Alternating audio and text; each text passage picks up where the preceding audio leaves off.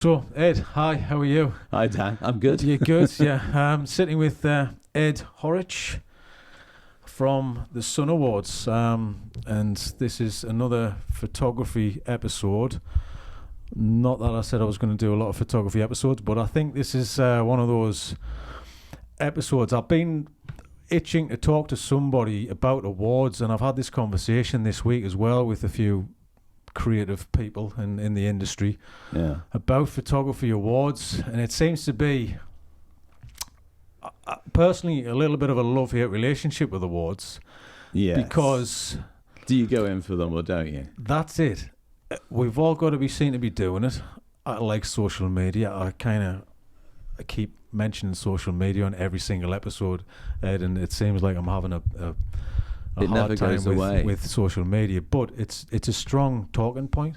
Yeah. And I think it needs to be discussed many times, and especially it's in everybody's life every day, so I bring it up every time because I'm sitting down with different people, so it's kind of how that fits in with their world as well. But social media sort of like made a big impact, and I didn't know how much of an impact it made to Shot Up North to Sun until we kind of got into it. Because we've dallied with social media since it was there, yeah, for Shot Up North, but it was when I had a conversation with an agency, and they said, "Well, you really need to get onto Instagram." And I said, "Well, I'm on Instagram, but I don't know why. Okay, I'll do it." And so I did it. I put Sun on Instagram, and all of a sudden, that's where our guys were. yeah, And I didn't know that. yeah. I mean, I'm a bit embarrassed to admit that, but all of a sudden there was an explosion. And as soon as we got onto Instagram, so what's that, about 4 years ago? And the creatives who are our audience and the photographers who are our audience suddenly said, "Hi, wow, welcome to the game." Yeah. And it wasn't just in the UK. I mean, we're mainly in a UK kind of audience with most of our photographers. That's the mainstay of their work is the UK. Although they work abroad, and they'll work for New York agencies and South African agencies, and those agencies. I mean, some of them, I'd be posting or setting a post to go at midnight, and there will be a from LA, Yeah. or from wherever it was. Yeah. And okay, we've arrived, and we arrived in 2 minutes, just by actually taking part. Yeah. So it's the taking part which is a big thing. Well, it kind of is, and I think it's the taking part that counts. The same with awards. I was always told by, I always remember my assisting days, Alan Powdrell. Hi, Alan. That it's a lottery, but you've got to be in it to win it. Yes. And it's as simple as that, really. You've got to be in it to win it. And photographers, you've got, we should all admit it. We use it for marketing purposes. Yeah. And being in an award is a good time to pat yourself on the back, because we don't often get it. We don't often get a feedback as well from clients. The feedback that you get is you get another job. And that's good feedback. You don't hear about the bad things, you only hear about the good. The kind of good thing is when you get a return commission, or the client comes back to you. So that's where the money is. Yeah. Well, the thing is that the awards, that for me, it's you have to be seen to be doing it. But I love the awards because I can submit my personal work, and it's somewhere I can put my work that somebody actually might see and might appreciate. And by winning an award doesn't mean to say it's not good if it doesn't get in. So everybody who kind of bangs their head against the wall every time the stuff doesn't get in, because my stuff doesn't get in, a lot of stuff, which you kill yourself to try and do something creative and new, and if it doesn't get in, you go, well, why doesn't it get in, and why is this in, why is that didn't get that, and this, I've seen this a million times. We've all had this conversation, but we don't talk about this conversation, and that's why I wanted to get you to sit down and maybe just open up and have this conversation as well. What's the magic key? There isn't a magic key, and there isn't No, a magic there isn't. formula. There is a trend, and I do feel that some awards, especially big ones, if you have a name, then it's easy to get into these things, because you do see the same names over and over again on lots of different awards. I'm not just talking about the Sun. I'm talking about like all the national and international awards. But it still has to be relevant. It still has to be good. But you do kind of see, that the big names are getting in. And I saw a few years ago the EOP Open Awards. Some of the stuff was stronger than the main awards. But that's my opinion. We all have one. Why is it there? Why is that selection there? We had a thing for years. Well, look, let's go back to the beginning of the Sun Awards. So how old is it now? It's 31. Okay. Well, it's been going over a period of 31 years. There was a year that got missed out because the ball was dropped. And the Sun Awards, Shot Up North, started to try and redress the balance between London and the rest of the country. Yeah. And mainly sort of like the big base was Manchester, followed by Leeds and stuff like that. So some photographers who had come from the north and were then working in London, and other photographers who were working up in the north here, said, well, what can we do? And they came up with the idea of having an open exhibition. And I was in that first open exhibition, and so were a number of other people. Doug, who does the Sun along with me, was there too, which was in a really nice gallery called the Fire Station in Salford, which isn't there anymore. And we submitted work, and it was great. It was a great exhibition. It was a great atmosphere. And so they decided to do it again the next year and said, well, we can't do it with all the frames and this, that, and it's too much. So they had a blue tack. Everything was just stuck on the wall, blue tack. And there was tons of images in. In fact, they couldn't squeeze them all in. Yeah. So the next year, and I was still a participant rather than an organizer at this point. They said, right, okay, well, we've got to select just because of wall space. So they came round and there was a selection by, I think, a random group of people to start off with. And then it gradually got more sophisticated, and I got onto the organising committee because it was AOP, or AFAP as it was then, Association of Photographers as we know it now, and it was the Northern Committee, and I got on the Northern Committee, so that was about 3 years into it. And then somebody came up with the idea of putting the whole exhibition in a book and formalising the selection. So we used to get an invited group of photographers who would select Sun like they would select the AOP Awards. And it ran like that very successfully. And then I became the Northern Chair. And I was on the board of AOP at the time. And AOP said, well, we can't do this anymore. We've got too many other projects going on. There was a lot of reorganisation. I said, okay, we're not going to do Sun. I said, okay, well, if you don't want it, can I have it? And they went, yeah, okay, fine. And so myself and I invited all the other people who were on the committee to join me. And a few said, well, we can't do it, but a number did. And Tracy, Doug, a few other people. And we re-established after 12 months, Shot Up North. And we said, right, how are we going to do this? Well, we need to get in a panel to select. So the selection panel was a mixed group of photographers and art directors and any creatives that we could get. So about 6-7 people. And we collecting all the images, and then they view them anonymously. Can't say that word. That's a tough one. Yeah. And every year that panel of people would change. The one consistent person in there was John Cohen from Fuji Film, who was the chairman, who would just help guide the process. He didn't get involved, but it was consistent. And year after year, we'd get a different set of images, of course, because you're looking at different work all the time. And we'd have different people sitting down. And at the end of it, you get the same result.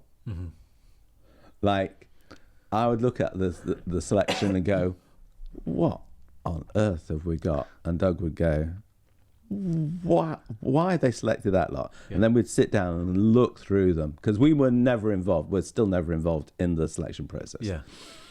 And go, actually, yes, that is the choice. That is seriously the choice. And that judging process could go on for 2 hours. It could go on for 7 hours. And people would be really, really like standing up their corner to fight for a particular image. Yeah. And you go, so with so many different personalities and so many different interests and so many different perspectives, why is it consistent? That's mad. Now, I've got no explanation, but it is. Yeah. You know, and you're saying you get people being successful year after year, and the only conclusion you can come to is they're bloody good photographers. Yeah. You know, they see it, they get it. And because they are seeing the world from a consistent, not the same point of view, but, you know, there's a consistency to the way they imagine things and visualize them and then put them down on film, and the way it comes out at the end, whether it's for a client or whether it's for personal work. Yeah. There is something that people connect with constantly. Yeah, it's the thing is, it's for me. Obviously, I open with that statement, and you know, you were straight into the negative there. But I've got to put myself into that category as well. I'm tend to be in the sun every year. I really do. You know, select a lot of images. I put, you know, time and effort into doing this. The same as the OP, IPA. So I'm very aware that, you know, I wanna get something in. So, and when I'm in, there might be other people going, well, why? Oh, he's always in. So, that's the thing. I mean, that's the whole point in having a conversation about it, because here's me kind of, you know, criticizing it from one end, but I'm part of that criticism. You know, I'm part of that group that I'm criticizing in certain areas. But I'm not really kind of singling out, you know, why not me, because I get my stuff in there, and you know, it's a lottery, like I said, and I've worked with big ad guys who've never had anything in there, and I'm fascinated that they haven't had stuff in there. When I used to be in the system, I was like, really, this didn't get in? I'm scratching my head going, well, why not? Surprises, you know? So, year after year. But that's the thing. I mean, it is kind of it's how the judges are kind of, you know, it's what mood that you're in on that day and that moment, as well as kind of what you like to see personally. What you maybe is going, I'm sick of seeing the same old. I'm going to choose this instead. And like you said, you've got to fight your corner as well. So certain things might not get in because it doesn't hold majority vote. Is that right? Is that a correct way of thinking? And that's how judging takes place. You've got to. Everyone has to. It's a point system. We've changed it now. No, there's no point system. And a number of people who've taken part in the panel as we had it said it's like a really refreshing experience, because they might have taken part in other photography competitions and selection panels, and they say, well, actually, this is different because there isn't a rule. There's somebody there to guide you, and somebody to say, you know, the conversation that you're having is perhaps not one that is relevant to Shot Up North, or this is, you know, you've made that decision in discussion, so really the way we should be going is this way. But it's just keeping the decision-making process on track so that people are making decisions. That's what the chair was there for. But then we decided to shake things up and go, let's scrub the panel. You know, because maybe it's just the same every year. Yeah. And why do people want to see the same every year? Yeah. And we then came down to a single selector. What we called them a curating judge. Sounded fancy. People like the title. It's fancy if you're the curating judge. It's good for you. You know, you get to do it this one time, and you know, you kind of I get to be God for the day. You know. So the first person who we asked to do that was Brian Griffin. Okay. Yeah. And he really enjoyed it, and it kind of worked. Yeah. And I it got a imagine buzz. Brian's be quite opinionated, is he, Brian? Because he's been around, so Yeah. the older you get, I think the less you care, and the more you're going to be outspoken. Was that right about when he was choosing? Well, you see, when you're a solo judge, you just get to sit in a room and do it all by yourself. Yeah. So we weren't privy to that internal conversation. Right. Okay. Yeah. I'd love to know what he thought about when he was kind of in that room. You know, how did you think you get to choose all of this? You know, kind of who gets in, who doesn't get in, and you know what it's like. It's sort of it can make careers, it can break careers, it can put you on a pedestal, it can. I think people it is important like for the photographers, idea I of think. doing So, yeah. it. Yeah. Not necessarily out of any self-promotional kind of thing, but I think to say that your opinion counts and it counts to a lot of people is flattering, isn't it? It is, yeah. I mean, if somebody said it to me, I think, oh wow, this is a big responsibility. Yeah, yeah. And but that's thank the thing. you for asking. Yeah, but will everybody think that way? I'm not sure. You know, it's kind of. I don't know. Yeah, it is tricky, but you know, we can't overthink this thing. But I'll sit here Why and I not? will. That's what the title of it is. Well, yeah. I mean, that's the thing, because I'm sitting here going, I wonder what he thought of.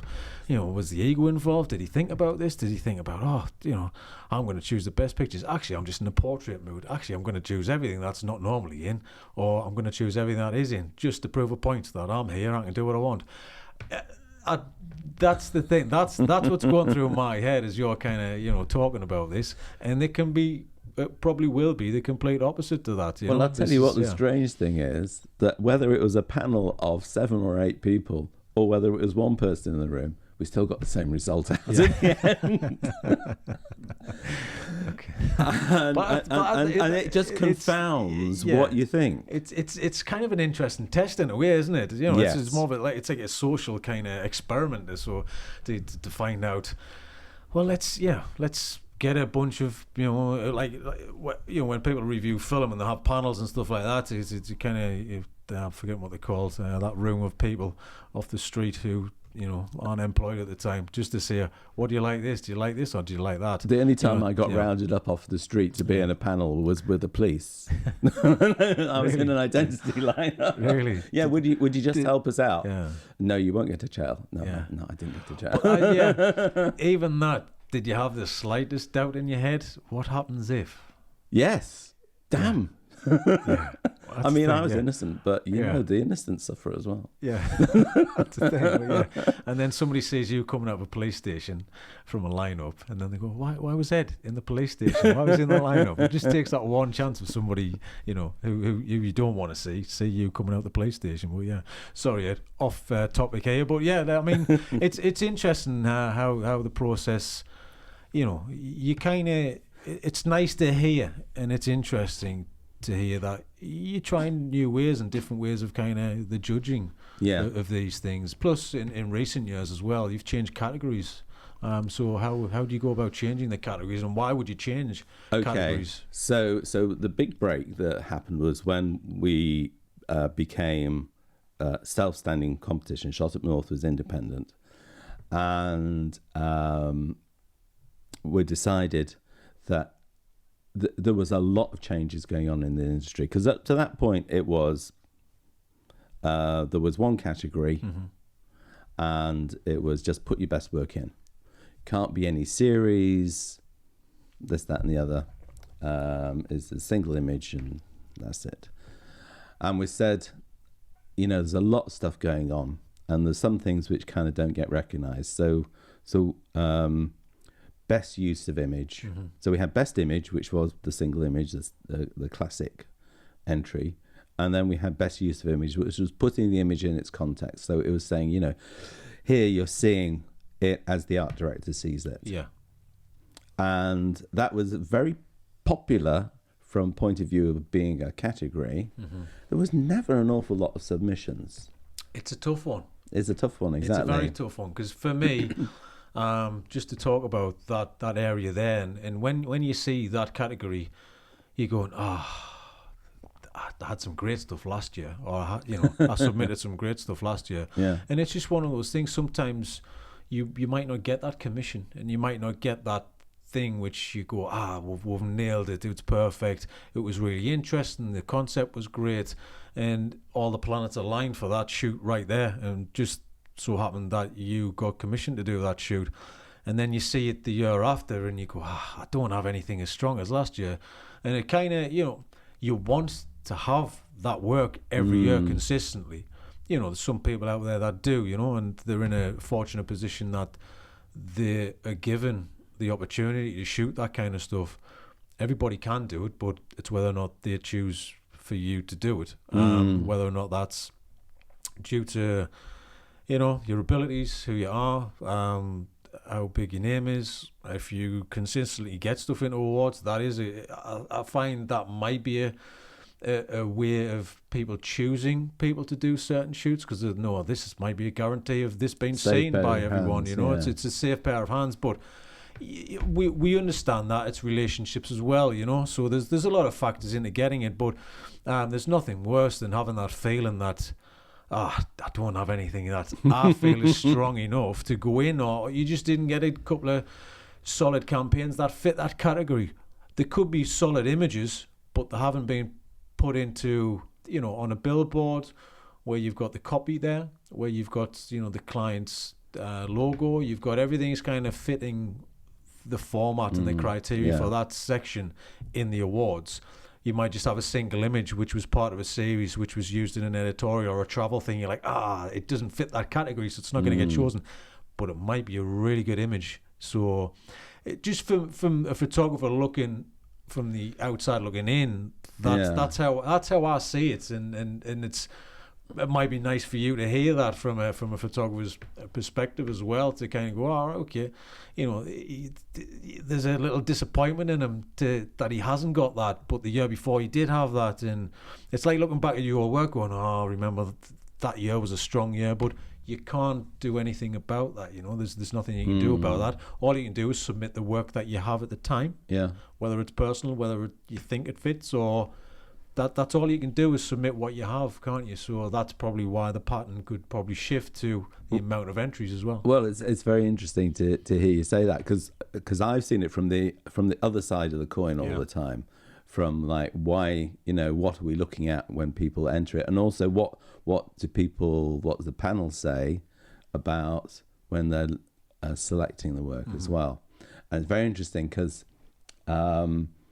sometimes it's not the greatest work, not the greatest photograph, which actually gets selected. Yes. But is it the photograph which actually did the job? And the answer is yes. Yeah. Because you're working in partnership, you're working in harmony with the art director, with the graphic designer, with all the stuff that goes around it, with the purpose of the campaign. And sometimes it's perhaps a weak photograph, which is necessary to fit in with the rest of the stuff, which goes with the text, which goes with the story, which goes with the graphics, which goes with the brand identity. Yeah. And that's perhaps not flattering for a photographer. So why would a photographer put that work in? Yeah. But it's having to stand outside objectively and go, you know what? I would never have picked that photograph, but it's the right photograph. Yeah. And it's that ability for the photographer to recognize that their job is to supply what the art director needs, not the greatest piece of work in the world. Well, that's the thing, because that's interesting you're saying that, because sometimes a photographer will probably only want to submit the strongest image. Yes. Because they're not seeing it on that, from that mindset. And you might not even submit. You might go, actually, I don't think I've got anything strong, but you possibly have got stuff there that would fit that criteria perfectly well. It's when everything adds up together and it goes bingo. Because we've all seen the image. You kind of stood back and you've looked at the contact sheet going, well, that's the image that tells the story, and that's what's great.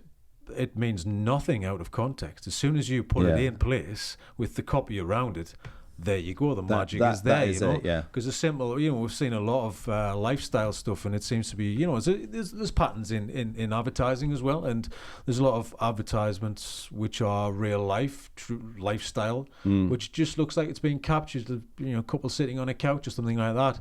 That means nothing when it's a single image, kind of, you know, what it takes to get to that point to make it look so natural. It's a real skill. It's a toughie, yeah. It is, but everything's got to work well at the time. But it's still, from a photographer, you know, you're doing it for the art director for a particular thing, and you've already seen the copy and you've already seen the layout, so you know where it's going to go. So, you know, the position of the people and all that kind of thing. It's the first thing you think about and you talk about when you're on a photo shoot is, right, okay, where do you need space for the copy? And that's something you think about all the time.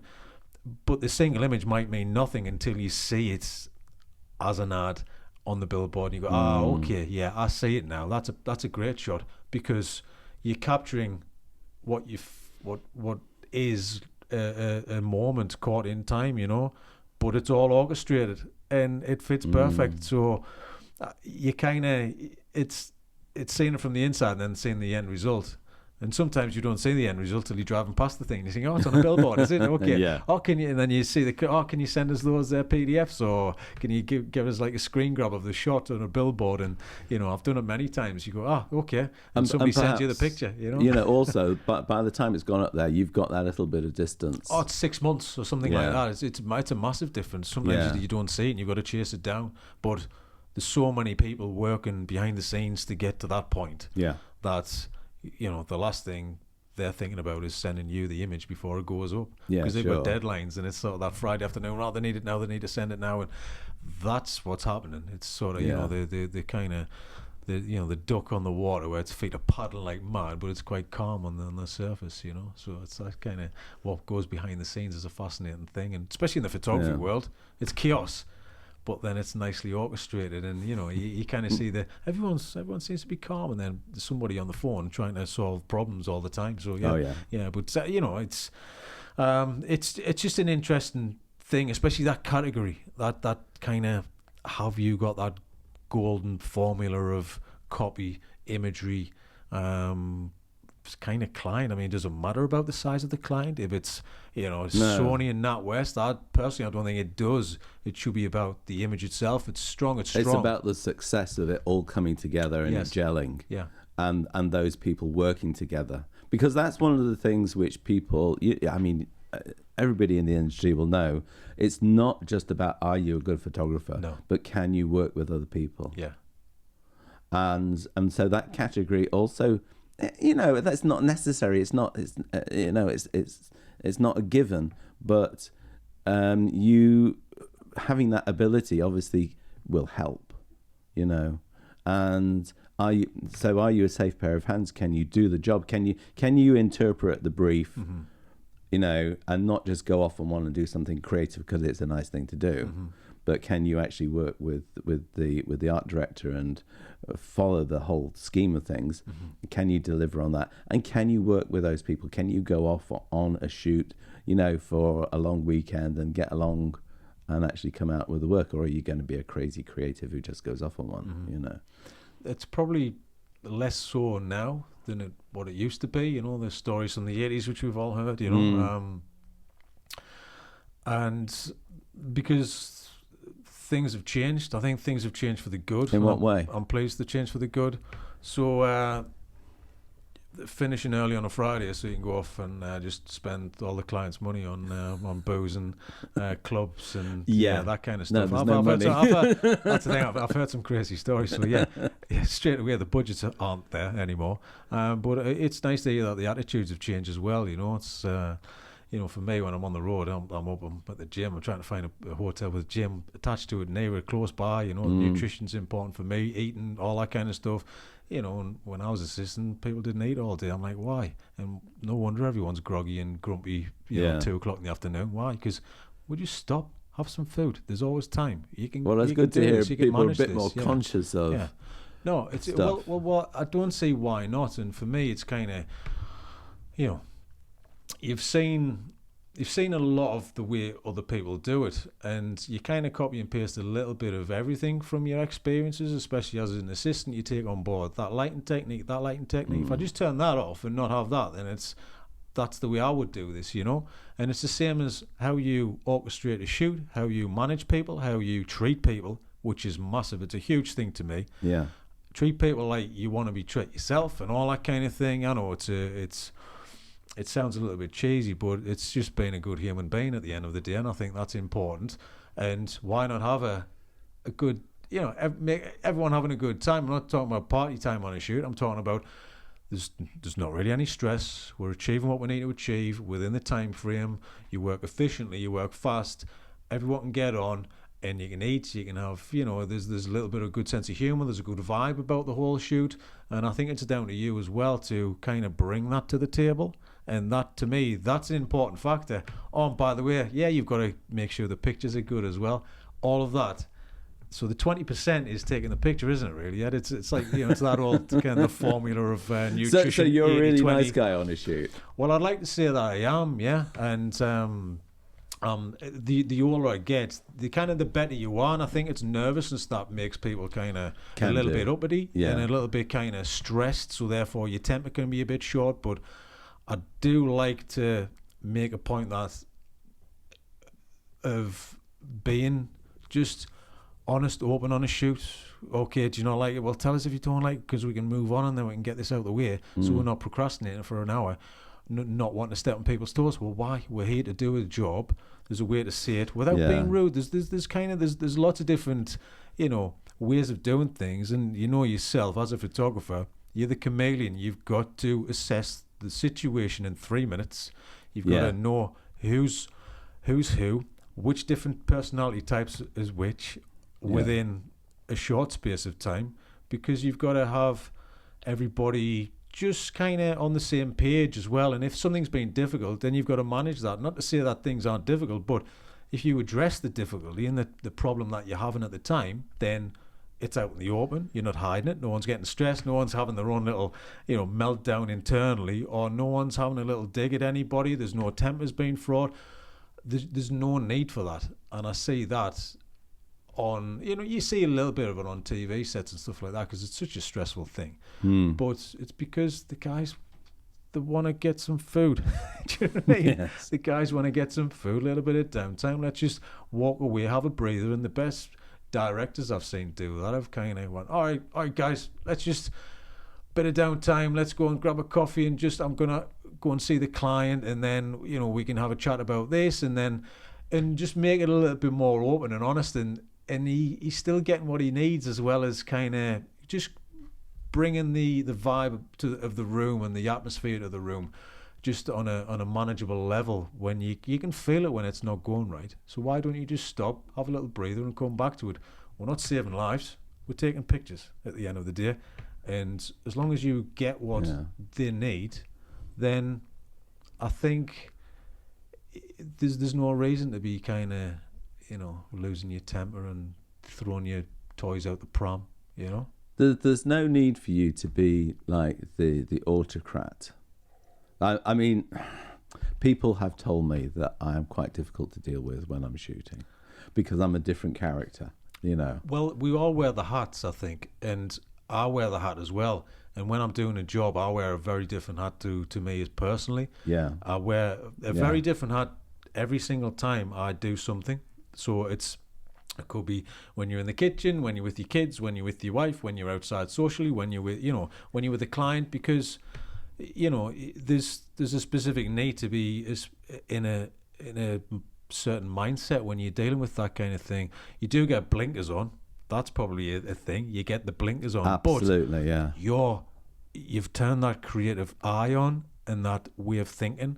And if people just give you the space to step back and let you kind of flow freely, then we can see what you've been doing while you've been doing it. So I'm the same. I'll just jump in. Right, grab the cameras. You're running in the sea. You're trying to get this shot, and you don't think about it, and you're just doing it.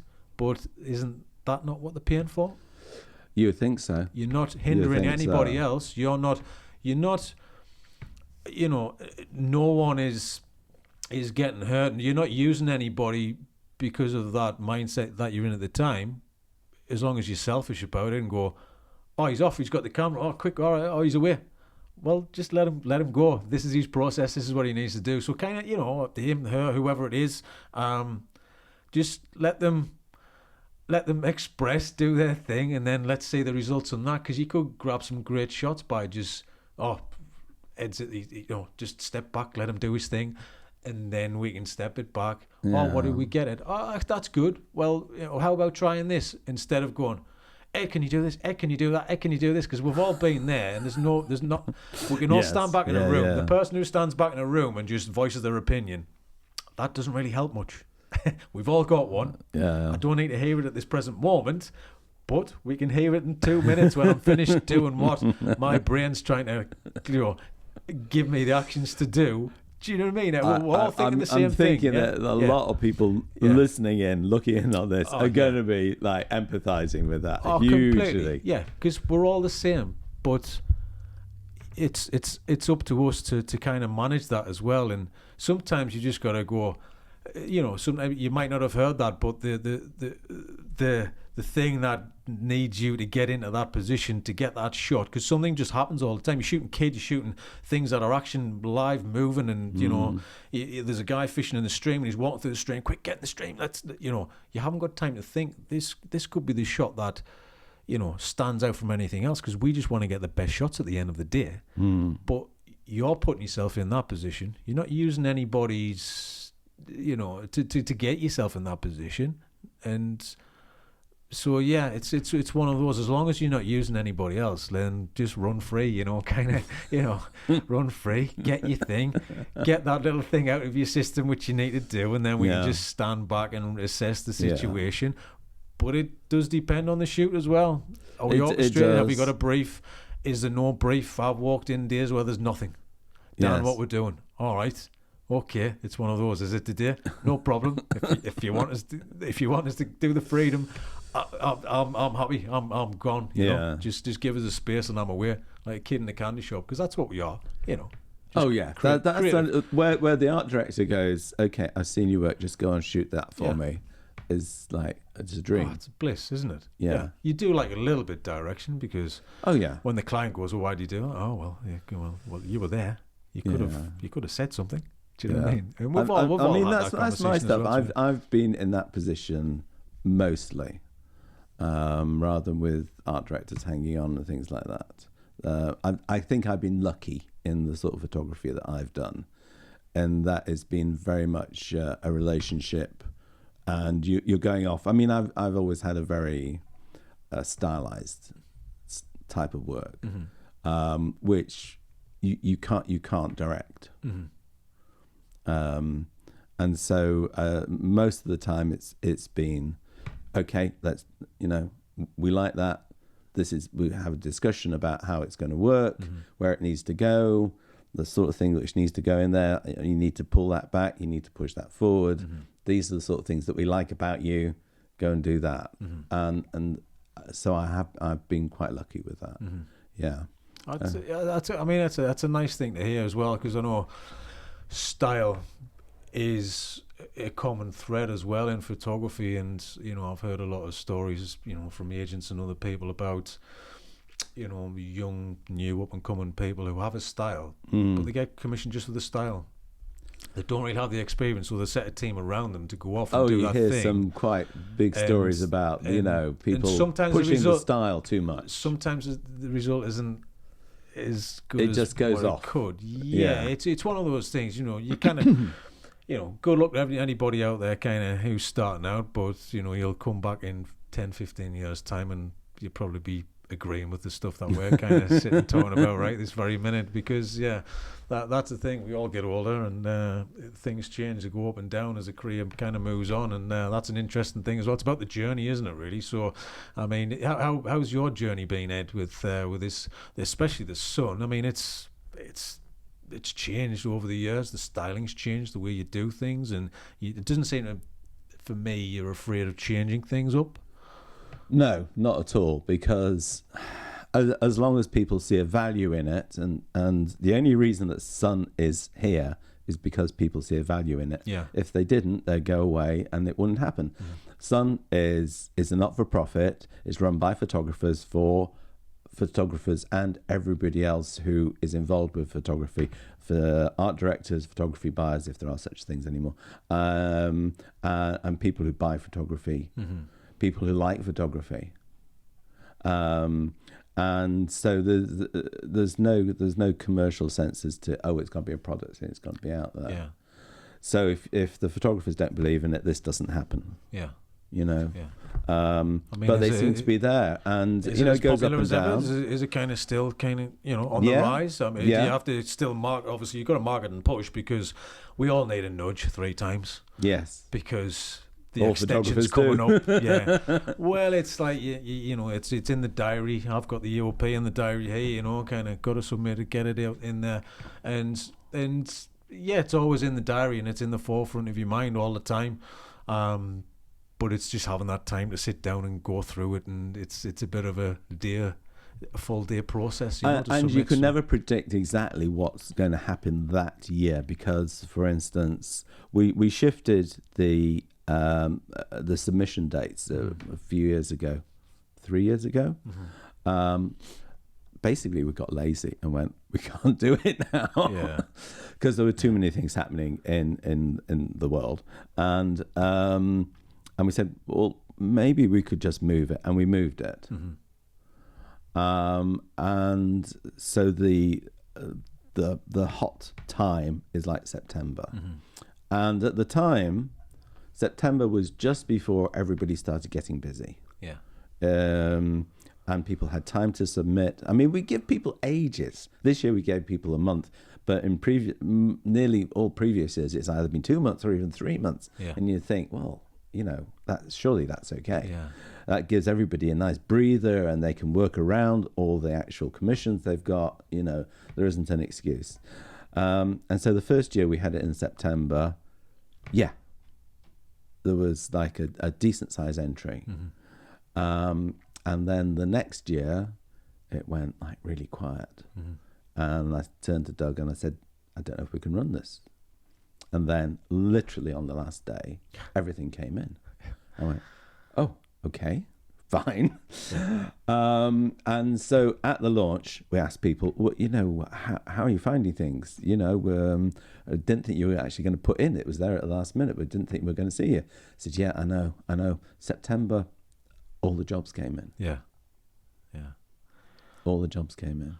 I find there isn't a pattern, because people always say, oh, are you busy? Are you, when's the busy time? When's the quiet time? I've had quiet, busy. It doesn't really matter. There's no pattern to this game. It's sort of, it happens when it happens. If you want to be busy, book a holiday. You want the emails to come in, book a holiday, and people usually want you at the same time. That's always an issue. You tend to lose out on jobs because you're busy doing something else.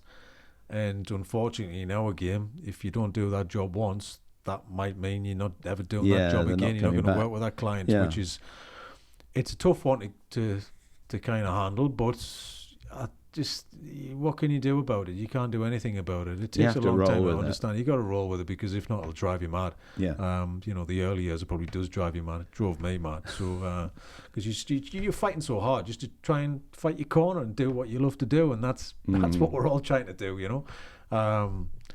And it can be tough, but I think like you say, you've just got to roll with it and see what happens when commissions do come in. But I find, especially with awards now, the longer, not the longer the better. EOP are doing it super long. They've changed their thing completely now. It's sort of we're playing tag with EOP. Well, it's kind of it's sort of it's nice that they're separate, because a lot of these things come in at the same time, and you're going, all right, okay, you can spend a lot of money on submitting for awards. You can. Like we said, you got to be in it to win it, though, and it's a good kind of place to put your imagery, people to see it. It's a good extension of marketing, whatever you do. We've all got to be doing more marketing now with social media, about 5 different platforms there, sending newsletters. There's more competition now. The budgets are tighter. We just go on and on and on and on, So it's it's interesting to see new awards as well. I think I get. I was wanting to kind of talk to you about this as well. There are too many. There are far too many awards. Everybody seems to be doing it, and I know why, because it's a money-making thing. Not saying that. Yeah. Some of the ones that have been around for a long time are established, and there's nothing to say that new ones can't enter the market of awards. But when you're getting bounced emails from China, Japan, Tokyo awards, you're getting Budapest, you're getting Russia, you're getting this, you're getting that. And I'm thinking it is a business, and I've heard there's a company who actually run awards businesses, not in photography, but awards businesses. The same with the guys at that age. They run the IPA, they own Workbook, so they're owning the marketing of photographers because they know we've got to spend our money. We will spend our money, and it's never going to end. We're always going to be submitting. Well, that is an industry, and it's always been an industry. You know, even before you had the lots of awards, because in the past it was even more expensive because everything had to be physical, and everything costs a fortune when it's physical. Now that it's virtual, it's digital. You know, the costs are different, and you can sort of like spread yourself around. And I've not done that. I focus a lot more locally, I suppose you'd say, with a local market. But there's photographers who work very differently to me, and they will be out there so that there is an awareness level. And it's like any advertising. You can't say that an advert is going to work for you, but if you don't advertise, that level of awareness sort of creeps back. It dumbs down, dies down. So people will do things as routine. But like you say, there's lots of awards out there. I think some of them, it's photographers rewarding themselves. Yeah. Regardless, because where do the clients look? And the clients, I don't know where they look. And this is like a big question which comes up. You know, photographers don't, like we were talking earlier, and you were saying, well, you know, you don't talk to anybody because there's no labs, there's no natural meeting places. Yeah. So Sun tends to be, you know, once a year where people get together. And there's a few other occasions, you know, where other companies like the rental labs and the professional camera shops and places like that, they'll have a social event. And people turn up because that's the only time you actually get to talk to somebody who's like talking the same language as you are. And so how do you know what's going on? So that's the questions that I tend to ask every time when people come to the launch night for Sun is, how has work been this year? How are you finding what the market's like? And then people will tell me lots of other things as well. Depends how busy people have been. That's the answer. Well, that's up and down. There was a huge period. I mean, you know, from like 2005 when we relaunched up to say, well, maybe 2012, where the usual answer was, it's tricky. I'm not quite sure. And in that period, a lot of very established names decided to go and earn their money somewhere else. Some of them went off from being commercial photographers to being wedding photographers. Some of them went into teaching. Some of them decided to actually just have multiple streams rather than just have photography or, you know, maybe do a bit of motion as well. Was to have all sorts of, so they'd do teaching, they'd do a bit of other creative industry stuff, and they'd do photography, they'd do a bit of writing. And so things changed. And at that period, and that's just coming back to we were talking about the categories in Sun. Yeah. And so we've got the best image and we've got the best use of image, which we spoke about. But we invented this other category called Best Promotional Photographer. Yeah. And 2005 yeah. was because everybody was going, I don't know where my clients are. And so we said, right, well, if somebody's got a good idea, they should tell everybody else about it, because it's like, you know, you're not going to lose anything by saying how you've done something well. What is best practice in promoting yourself? because the rug had got pulled out from under everybody's feet at that time, and that's one reason why we dropped that category now, because people have got it. Mm-hmm. People know that if they need to reinvent themselves, they've got to think about it. They know they have to reinvent themselves in terms of marketing, not just in the images they make. Because a photographer, let's face it, reinvents themselves maybe every year, maybe every 2 years. You know, you sit down and you do a bit of personal work and you go, actually, I'm rethinking how I see things, and I'm refreshing the world in front of me. And then all the art directors see that, hey, this guy or this girl is actually, you know, really thinking about what they're going to give me. Yeah, because I think, you know, we kind of do it all the time, and we're so creative that for me, it's, you want to do something a little bit different. You want to do something new. I mean, sometimes that can hinder your work because you don't fit into a certain box, and boxes are always being created through every industry. It's the blue lemon syndrome, isn't it? And if that's the thing, you know, you're not, shooting a green shoe person. Well, we've all heard the kind of analogies and the stories of that kind of thing. But you know, it's a lot of that, isn't it? It's kind of fitting into boxes. And why, if you ask somebody what's your favorite band? Well, it depends on what mood I'm in. What's your favorite film? Depends on what mood I'm in. You could possibly bring out a top 10, or you could bring out, the ones you're listening to at the minute. And I think that's the same with being creative. So what you're doing at the minute, you should be asking, what are you doing? What are you doing at the minute? What's exciting you at the minute? Because, you can get commissions based on stuff that you shot kind of a year ago, 2 years ago, because people are seeing that, and it's in their mind of, oh well, you did. I love the way you did that at that time, and then great, you might get the commission for that. But you might have moved on a little bit more, and you want to try something a little bit different. So, for me, you shouldn't be afraid of changing it up a little bit. Not to say like stick a yellow filter on, stick a blue filter on. I'm not talking about that, but how you kind of evolve in photography, and everybody has a little journey, and some people might go, oh, I love the stuff you did, so and so, I love that project. Well, yeah, thank you very much, but now I'm doing this, and this is where I want to kind of personally move into. For me, it's more storytelling. I can't just put up single images anymore. Nothing in my book is single image based. It's more when I'm it's more of a presentation when I'm doing stuff. It's about the project, and that kind of rolls into the commissions as well. So you're doing multiple images of things, and I love something with meaning as well. So everything I'm doing has to have a purpose. I can't just go, that's a great picture, I'll put it in the book. Where's it fit?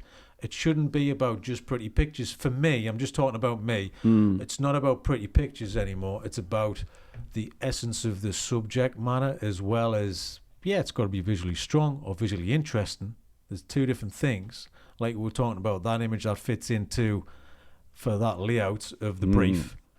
But if you had one image, it's not as strong as when you line it up with the 5 images. Oh, what's it about? It's about this subject. Oh, okay, now I'm invested.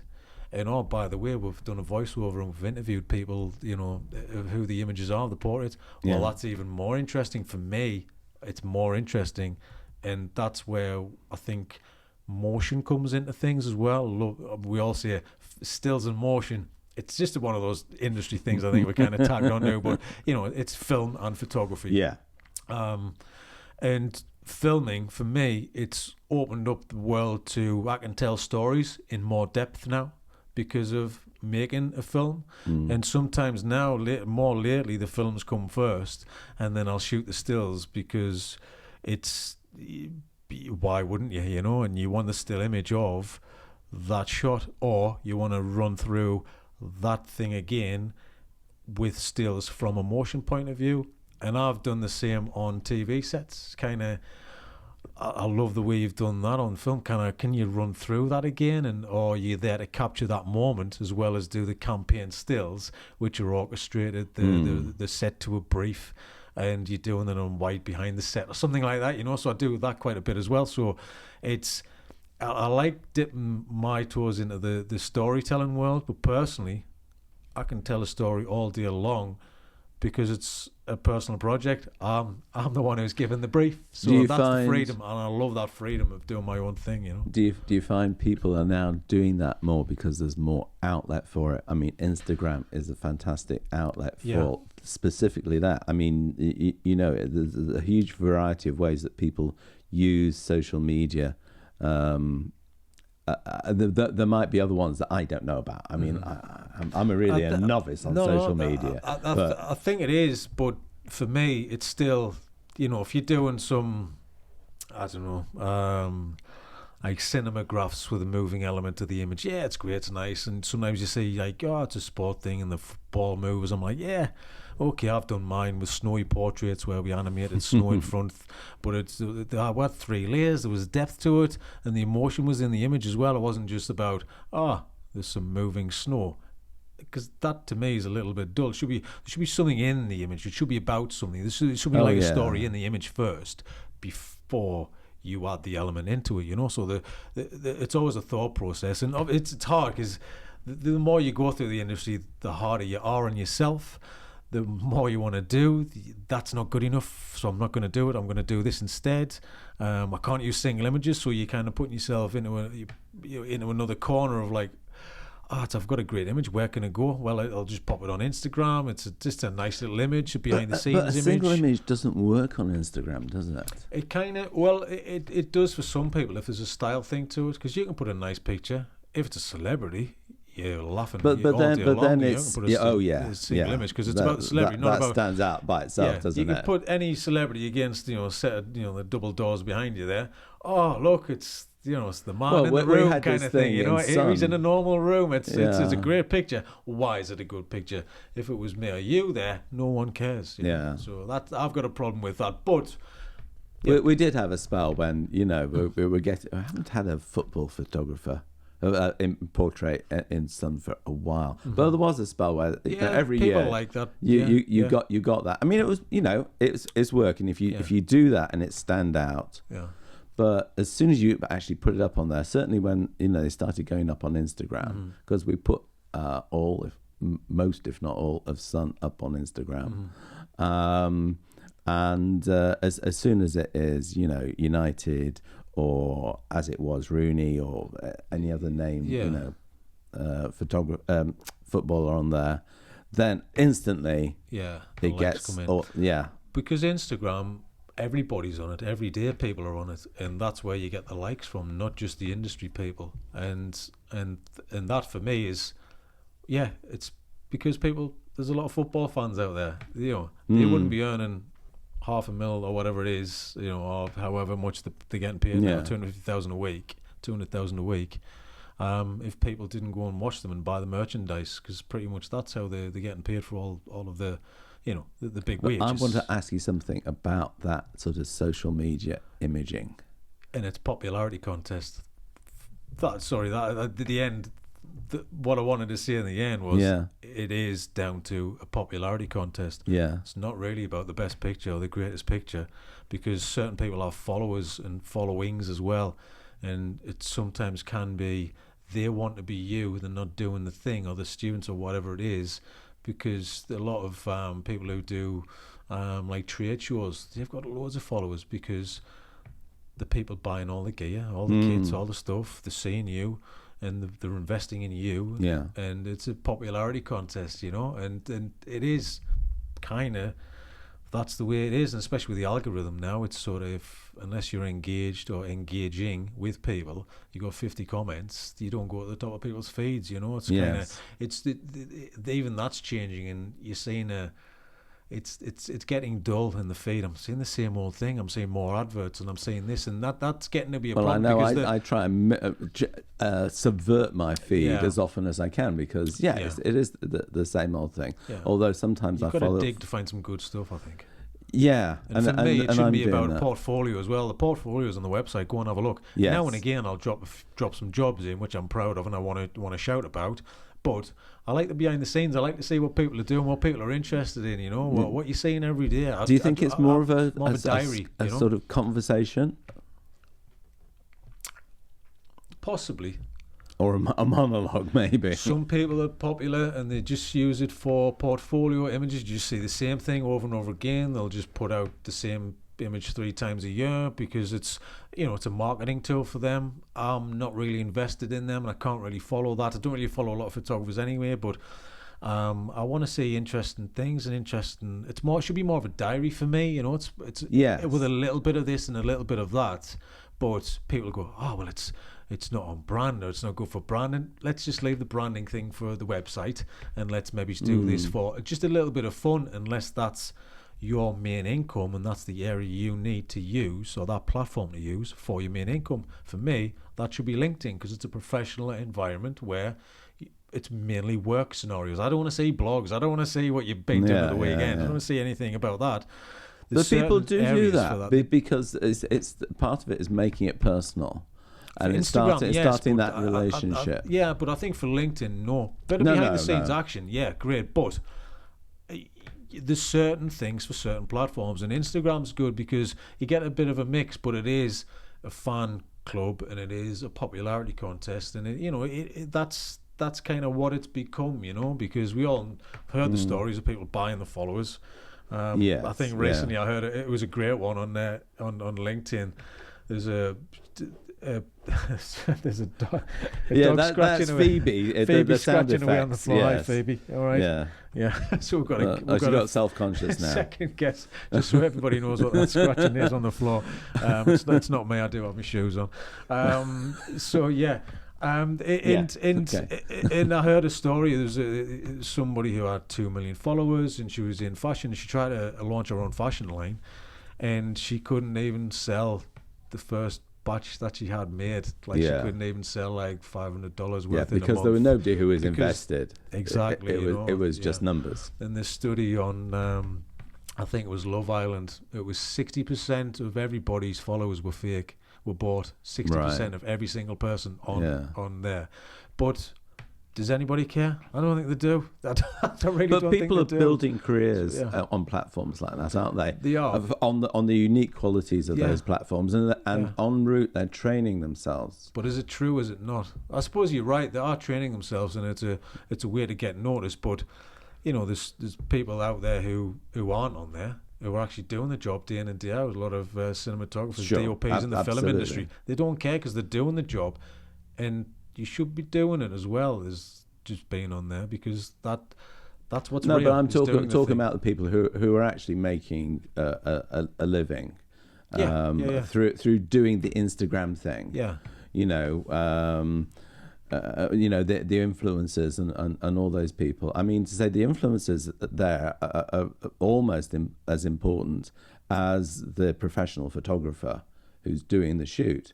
So, a fashion shoot will be out there going off on location, and they'll have the photographer and his crew. They'll have the motion guys and their crew, and then they'll have the group of influencers as well. Yeah. So it's a whole other creative medium. Yeah, it's another leg to the whole thing. I mean, I think video on demand and social media has grown, especially in the past few years, because on TV sets now, when we're doing our stills, there's a VOD team. Yeah. So there's they're doing on green screen alongside what we're doing with the still, so we get our time, and we're kind of separated, obviously, from the main TV advert, but that's kind of grown because of the platforms that are now. There's YouTube as well, and advertisements on YouTube and on green. You can cut them out, you can float them around, you can kind of bring an offer in behind them and all this kind of thing. So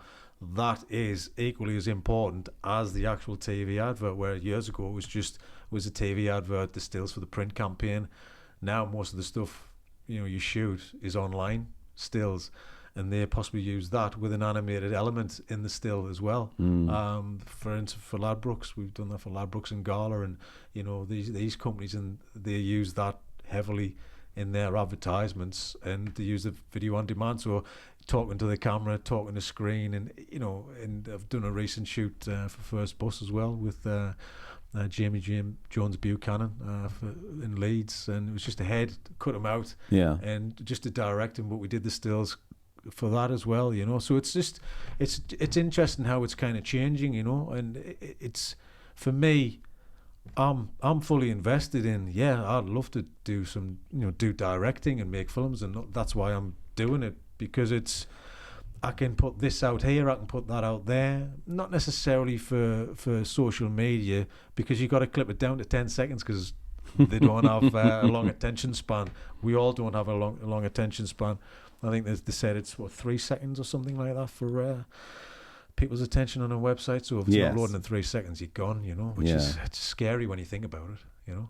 So yes, I mean it's about engagement of different in different ways, and it's kind of amazing because back in probably the mid-90s, you know, we were all saying, "Is there a future for photography?"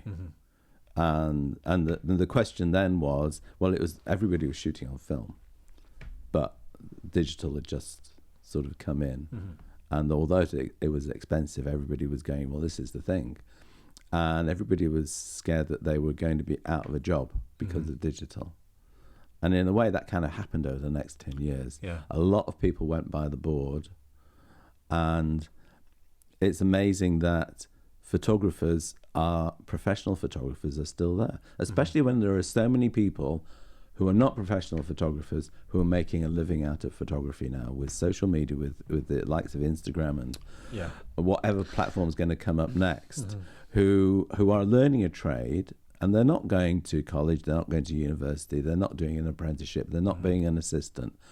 They are just learning on social media. Yeah, and people are finding them through social media. Yeah, clients are finding them. Yeah, I mean, and that's the whole thing. The thing is, you can't fight it though. I know it's a different route and it's a different way of getting in. No, you can't fight it. No. For me, it's longevity as well. You know, well, let's see where they are. You know, 10 years, 15 years time when the skill all this that counts changes. At the end of the day. I think professionalism and skill has a lot to answer for as well. It's got to be a factor in what you do, because it's all good and well, you've got all these followers, but drop them into a job. Can they handle this job? Can they do it? Can they orchestrate a team? Can they the ones run that the show? Will float to the top. Yeah, you know, I don't see why anybody can't, because you can learn that. You know, you can learn it on the job, and if you do the right things and you're talented, you can get there. There's no reason why you can't. And they're coming in from a different angle. You know, they're just coming in from the B roads, not from the A roads. Photographers didn't used to go to college. Photographers either had a talent, they had a skill. I don't think you need to go to college. You can get yourself on a shoot and learn. If you're passionate about it, you'll stick around. If you can put up with it, you'll stick around. Yeah. And if you really want to be that person, you'll become that person, because we all count on 2 fingers, 3 fingers how many photographers are still doing it from the college days, you know. And it's not about, it's about that drive and ambition that no matter what happens, I've got to succeed in this, because I am not doing what I was doing before, because that wasn't for me. And that's what should drive you. I mean, you young people that don't have that, but it's all fun and games and it's great, but at some point the wheel slows down a little bit, or it might stop spinning, or this whole thing changes, and you get older as well, the trends change, you might not be as popular as you were before, but as long as you're invested in the industry and you want to still be that person, I think you'll be fine, you know. If not, you're going to jump ship and you're going to do something else. Yeah. Because it is a tough one. If you think it's easy, you're not going to last. Yeah.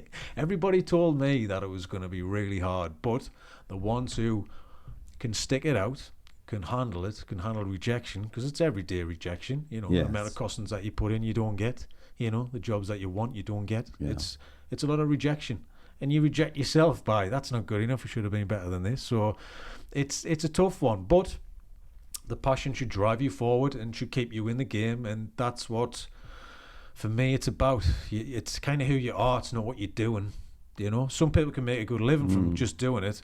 Personally, I can't. I've got to. It's me. It's who I am. I've got to express that. You have to have something that drives you. Yeah, because that's why I do personal stuff. Because I've got a great idea. I met this person, or I want to do this, and then you try and seek that out, and then you go out and do it. And there's nothing better than achieving something from nothing, that came from an idea.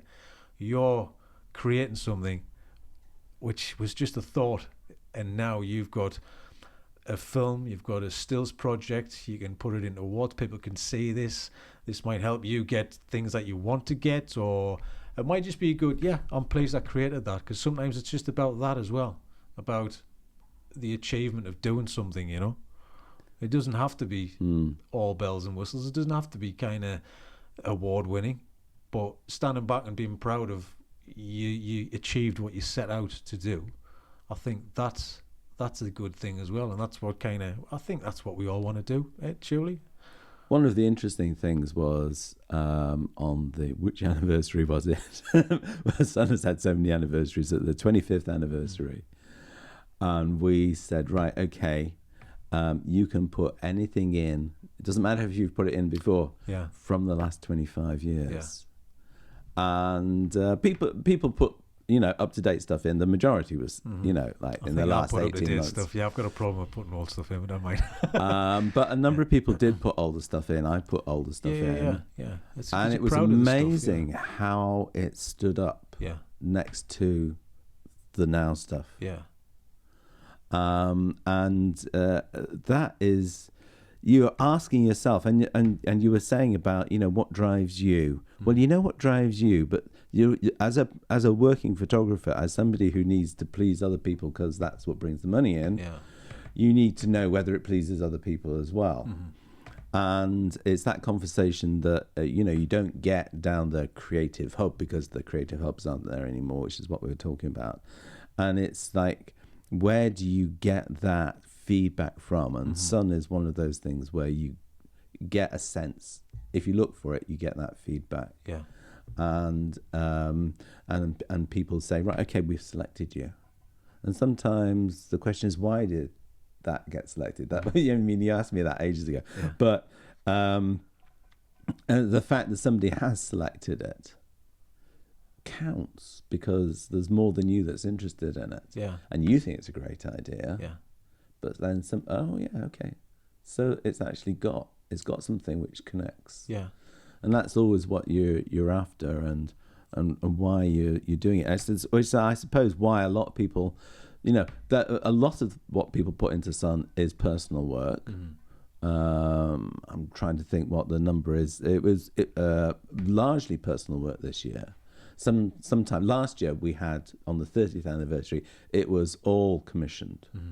And people struggled with that whole concept because they're not in control. If it's commissioned, they're not 100% in control. I think, but it was still a great book. Yeah, because you had some new stuff you wanted to show, and you were kind of, all right, okay, this is the time I can actually might get it in, and people might see it, and it's a platform for me to get it seen. But it's. Yeah. I think people are nervous because somebody else has had a say in the control of that image or the selection of that image. That conversation, I suppose that's why people sort of why photographers took to, social media platforms, is so that there can be a comment. Because I think a lot of photographers, you don't have all the bought for followers, and you don't have, well, I mean, I suppose some people do, but mainly you don't. You'll get like 30, 40 likes. You're not going to get 10,000, unless you're... name. Just with you mentioning that about the awards and submitting, and it's getting that kind of gratification, isn't it? So that pat on the back that people actually do like this thing, and I think it's important. I think it is. Well, it's definitely important, and it kind of strokes the ego as well a little bit, and that's why we submit on social media, because you're getting an instant. You can get it instantly now. You can put something up, and either people are liking it or not.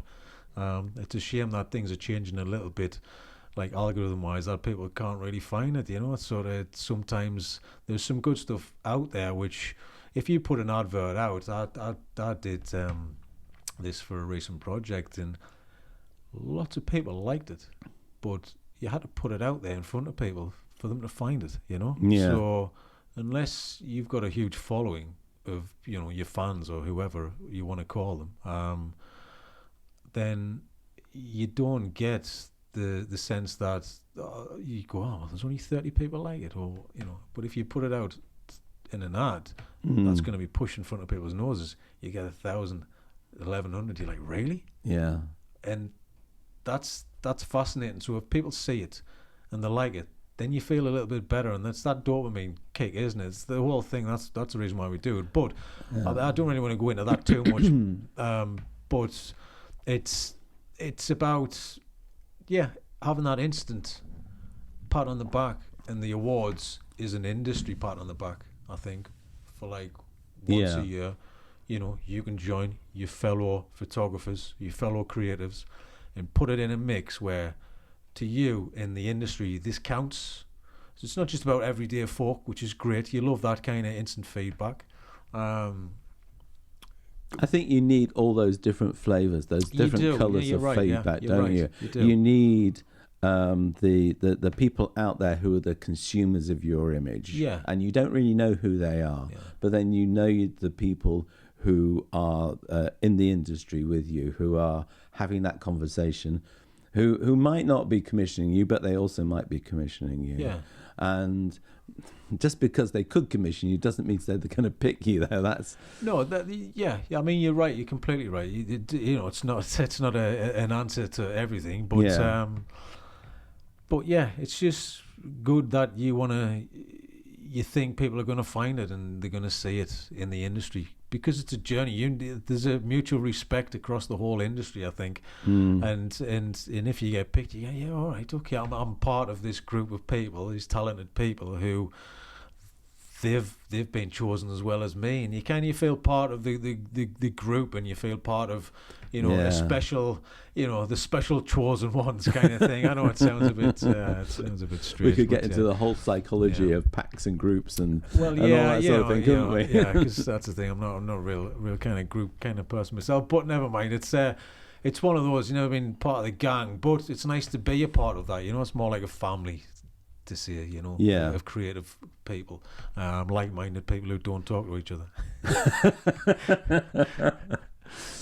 I mean, that's a true family, though, isn't it? Yeah, a lot of people who don't talk to each other. That's a real family, though, isn't it? Yeah. Oh yeah, sorry. Sorry, you were gonna mention something. No, I've lost my thread now. No. You completely subverted it. Yeah, I've got a good knack of losing thread. I don't mind. What I'm talking we can talk about something else. Yeah, that's all right. Yeah, good. But yeah, I mean, it's a fascinating one, and just the awards thing. It's back to the kind of how I started the love-hate relationship with awards. But I feel you've got to be in it to win it, and we're all going to be investing in it in the future. And I'm looking forward to the awards which are going to be announced. I got an email a few days ago to say I was in, and I've signed off the all that little that kind of thing. So flurry, isn't there? Well, it's always are you not? When's it going to be announced? I'm not sure, and all that. You're just waiting for the email, the congratulations email, because the other one's not very good. You want the early email's the one you want, not the latter email. But no, it's nice that I've got 2 in this year, and it'll be nice to see it in amongst other like-minded, talented folk who've spent their time, who hopefully think the same we are doing. Invest in the nice thing is that that there are people who are there time and again because they deserve to be there, and then there are people who just come in and working very hard. I mean, one of the things that people say is, I really didn't think I was good enough until this point. I was really nervous about putting stuff into Sun because I didn't think I should be up there. And then they put themselves into Sun, and they get in, and they go, wow, hey, actually, I'm good enough to be there with these guys. Yeah, everyone's good enough to be in there. It's about the image. And it's but you have all the we're creatives. We have all these self-doubts. Oh yeah, it drives you nuts. Yeah, you can see the lines. Grey hair growing as we speak. Yeah, but yeah, I mean, it's good. It's nice to hear that new young people are coming in, and people with self-doubt. Just put it in. We're trying to encourage more of that. Hopefully, we're doing. I'm going to go out. We've been talking about this for ages, but I'm finally doing it. Going out and making those connections. We've always had this, thing with students who knew about us, photography students, and they'd come into Sun, but you'd only hear about it once they'd arrived. and they'd say, I knew all about Sun from like when I was at college all the way through, and now 5-7 years down the line, I've entered for the first time because I thought, this, now I'm valid. I can do it. I'm working. But it's connecting with those people more and more, and I think you have to make more connections. Yeah, you do. I mean, for me, doing things like this as well, this helps. This is more connections. Yeah, it is. Yeah. But it's nice to sit down and have a conversation as well, openly, because no one kind of does really. It's sort of it's good that anybody can do this, possibly good or bad. People out there possibly saying, but it's good or bad that it just gives you another avenue for expression, and I think that's an important thing. And now from this conversation, hopefully people go, actually, I'll put in for the awards. I didn't think I was going to, but okay, I'll do it now. So I think it's hopefully they do. But also those people who've been hanging back, and they're going, well, there were a lot of people who had a bit of doubt about whether it was worth putting into Sun, especially when back in 2005, when it had stopped for a year, and nobody knew what was going to happen next, and people held back and went, I don't really want to be part of that because it's going to be different. I don't know where I'm going with this, and it can't be any good. And then we did it, and people said, well, actually, this is something that we can trust. At the end of the day, it's down to people taking part and wanting something to happen. We've looked at, doing lots of other things with Sun. I know Sun is going to have to evolve. I mean, you said, we change things up every now and then. We're going to, as it goes along, we're not getting any younger. I mean, it's like, 31 years been doing this. It's bonkers. Yeah. It's seriously, seriously bonkers. Why have we been doing this for 31 years?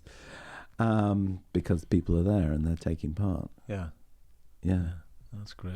Well, thank you very much, Ed, and let's let everybody know where they can find the simple. Sun Awards and the website or any handles or anything you want to say. Sure. Well, you can just Shot Up North. Social media is Shot Up North, or one word. Wherever you are, whether it's Facebook or Twitter or Instagram, and just go to the website shotupnorth.co.uk. Everything's there. You've got the whole archive going back to 2000, I think, which is when we first went online. Okay.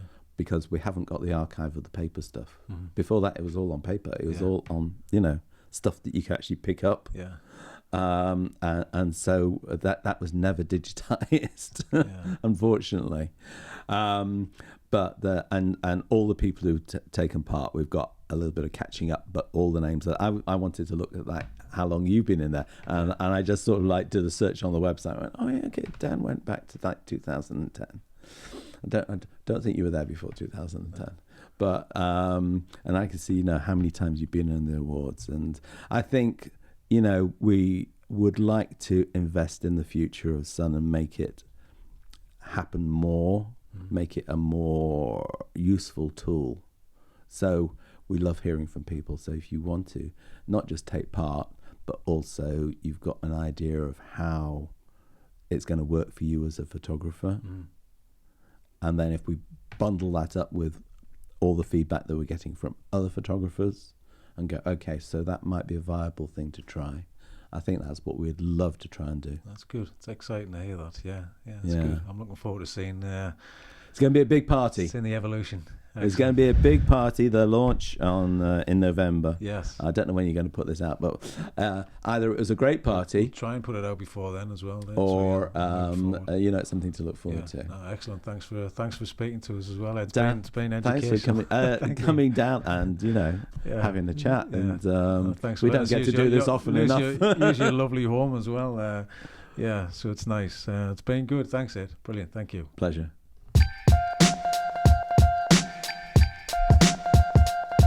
How long?